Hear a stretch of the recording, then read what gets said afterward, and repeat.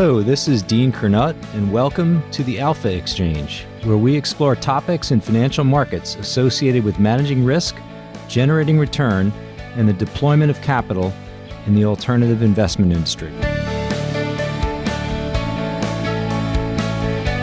As you all know by now, I love anniversaries. There's something special to me about looking backwards, contemplating what was happening 10, 20, 50 years ago. Time is certainly continuous. It moves slowly, but passes quickly, as it has been said. Every year is fascinating because that's the nature of our world of vast interconnectedness, filled with triumph and tragedy, heroes and heartbreak. But 50 years ago, in 1974, there was a particularly unique set of events. The S&P had one of its worst years ever, down 30%. The price of crude oil quadrupled. Hank Aaron broke Babe Ruth's home run record. Ali and George Foreman fought in Zaire, the epic rumble in the jungle. How did these events capture the nation's attention at the time? How were they reported? How were they related? What were the New York Times headlines? As oil prices surged, the CPI was 12.3% in 74. The Fed funds target went from 9 to 13%. Sounds somewhat calamitous to me. In an October speech to the American Bankers Association entitled Maintaining the Soundness of Our Banking System, then Fed Chair Arthur Burns began with, "This year, for the first time in decades, questions have been raised about the strength of our nation's and indeed the world's banking system. It is profoundly disturbing to me, as indeed it must be to you all." Sheesh, is that it? And almost exactly 50 years ago, and not by tweet, President Richard M. Nixon addressed the nation late summer 1974. For all of what happened in 74, what's got my attention and what I'd like to share with you as the theme of this podcast is not what happened on August 8th when the 37th U.S. president announced that he was resigning from the office. I'd like to tell you about the day before. It was on August 7th, 50 years ago, that Philippe Petit, a 24-year-old Frenchman, would captivate the nation as the man on wire, walking on a tightrope that he and his small cohort of mischief enablers connected across the top of the two World Trade Center buildings with a bow and arrow, no less. Petit went back and forth 8 times in the early morning of August 7th, to the utter disbelief of onlookers on the ground, 1,400 feet below. To say he had no business being up there is an understatement, to say the least. It's a story so remarkable that it's next to impossible to capture. If you haven't seen it, please rent the documentary, Man on Wire. In Petit's conquest, we see mankind's unique capacity to will an event into existence, bringing others compelled by his vision along for the ride. We see obsessive practice and planning, love, friendship, and joy, and pure hijinks. The scale of this caper is simply overwhelming. I was down at the new World Trade Center building for meetings last week, and I couldn't help but reflect on those beautiful twin towers, which I commuted to for years in the 1990s while at Nomura and then Lehman Brothers. It'll be 25 years since September 11th in the blink of an eye. Man on Wire, like Free Solo and The Alpinist, is unsafe, to put it mildly. Walking on a tightrope is an idiom that conjures the notion of danger, of exceptionally little margin of safety, and of particularly significant consequences should things not go as planned. Markets today feel like the man on a wire. Asset prices are full. Sharpe ratios unsustainably high. Correlations unsustainably low. The U.S. is running unsustainable deficits. Our political polarization is unsustainably high. And, to quote Herbert Stein, if something cannot go on forever, it will stop. We got a whiff of risk off recently, with the S&P breaking its more than 500-day streak without a 2% down move on July 24th. How'd we get there? Well, if the index is incredibly top-heavy, then the first place to look is at the supercaps. And we see that complicit in the index move was a joint 2% down move in all components of the Mag 7. It's only happened twice since 2023, both of which were in the last 2 weeks. Since the June CPI report and the, quote, locked-in September Fed easing expectation, the size factor has gotten hit the hardest. Bloomberg's FTW page reports that the market-neutral size factor is down more than 7% since July 11th, CPI day. I've talked too much about the magical but unsustainable internal diversification that has been happening in the S&P, captured simply in the almost zero correlation between NVIDIA and Apple. That's changed since July 11th, as realized correlation is almost 50% between them. When stocks become more volatile, they become more correlated, said a derivatives nerd and podcaster. That's me. As we all reset the days since an S&P 2% down move clock, we should appreciate the role of correlation in getting us there. The index moves result from the combo of the single stock moves and the extent to which they are in the same direction or not. The drum beating on low correlation has been justified by just how low it's been and how unbelievably forceful a suppressor of index volatility that it has provided. In fact, since the June CPI print, it's been different, especially as the growth and size factors have been pummeled. And if growth and corporate profit concerns become the focal point of market risk, correlations will be considerably higher than they've been. And this brings us to the VIX curve. We've chatted plenty about the hump in the curve centered on the October future, no doubt a risk premium due the U.S. election. The September OX spread was hovering around 2.4 until the June CPI release.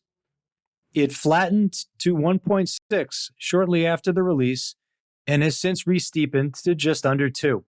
Let me share some observations on this VIX curve, perhaps relating its shape to that of the risk-free yield curve.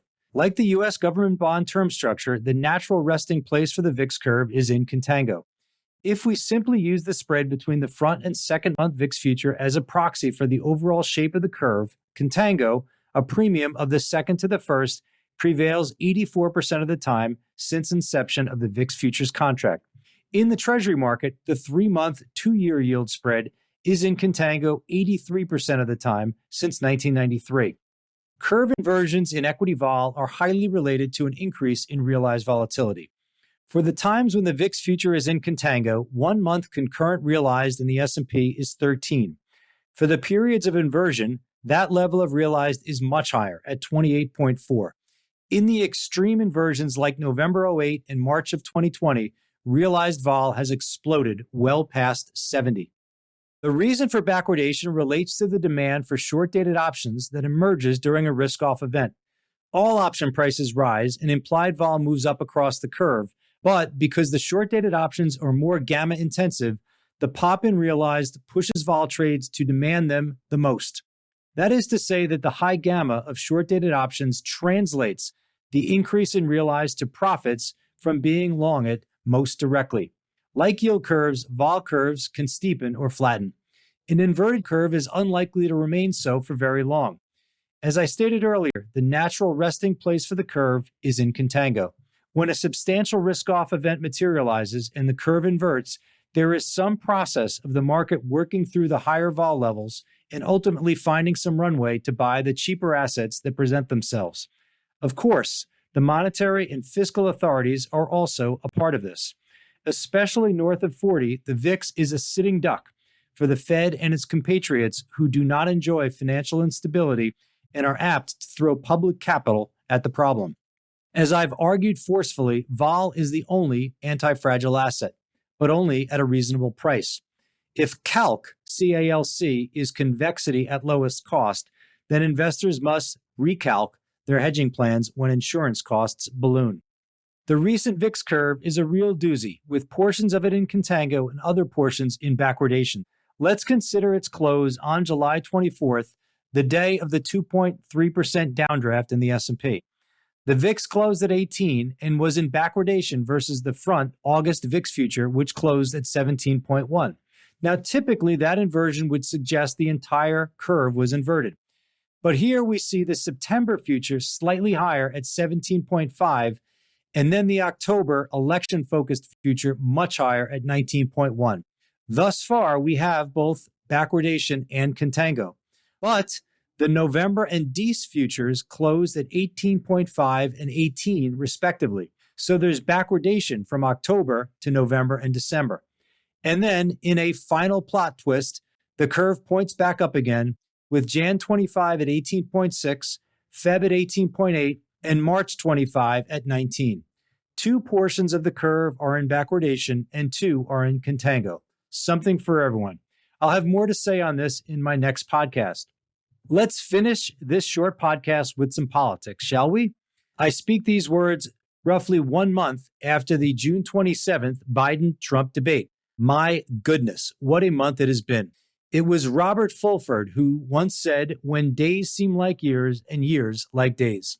If the last 30 days in U.S. political history don't apply to this statement, then nothing can. Let's review. A disastrous debate. Material moves in the polling as a result.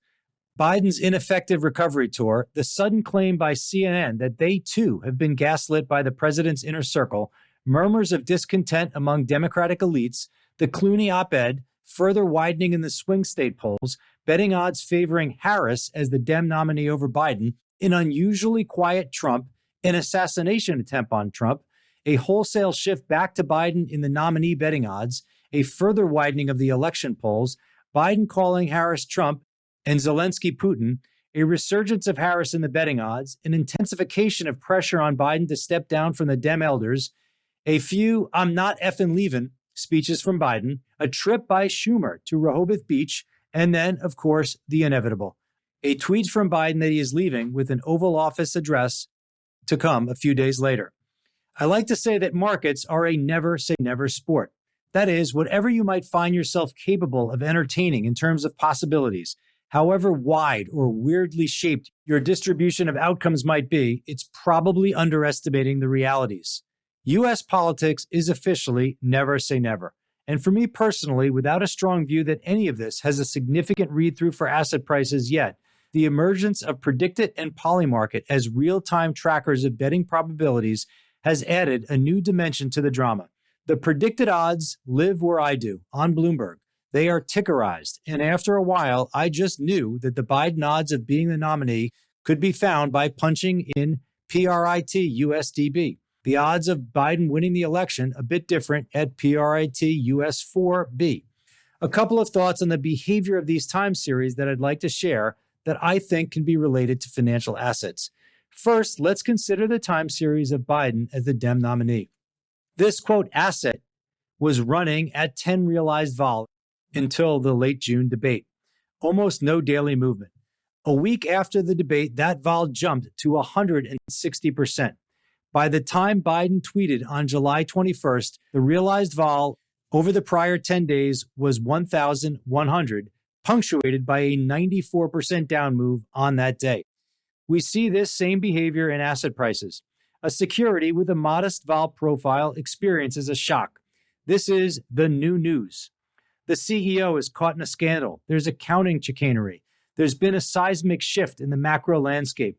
Now, the daily moves are orders of magnitude what they were.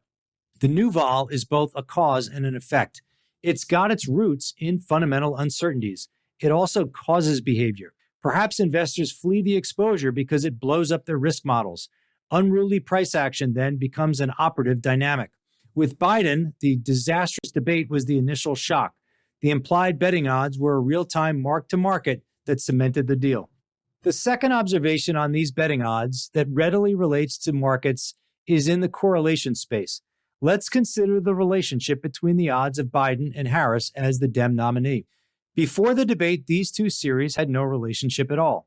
There was almost no movement in either series, and there was no explanatory power in one series in driving movement in the other. From April to the debate, the average correlation was indistinguishable from zero. From the debate onward, it was negative 80%. Two assets previously unrelated became completely tethered to each other in an anti-correlation way. In financial markets, examples of this come to mind. The correlation of Italian sovereign spreads to the VIX circa 2011. These assets were unrelated before the Eurozone crisis and largely unrelated after it. But during those bad days in fall, it was nearly a sure bet that risk-off days were some combination of S&P down, VIX higher, Euro lower, and spreads higher in peripheral countries like Italy. When Draghi got matters under control, the correlation de-intensified and ultimately died down. All right, that's quite enough on U.S. politics. It sure makes for good theater, and I'm personally exhausted by the, wait for it, Paul Vol. I've been mainlining some combo of Fox News and CNN for a month now. A break is in order. This ought to be a bruising coming months for all of us. Take care of yourself and put the phone down, except, of course, if you're listening to risk and vol-centric podcasts. By now, I'm over my 2,000 word limit. Have a fantastic week and catch you next time. You've been listening to the Alpha Exchange. If you've enjoyed the show, please do tell a friend. And before we leave, I wanted to invite you to drop us some feedback, as we aim to utilize these conversations to contribute to the investment community's understanding of risk. Your input is valuable and provides direction on where we should focus. Please email us at feedback@alphaexchangepodcast.com. Thanks again, and catch you next time.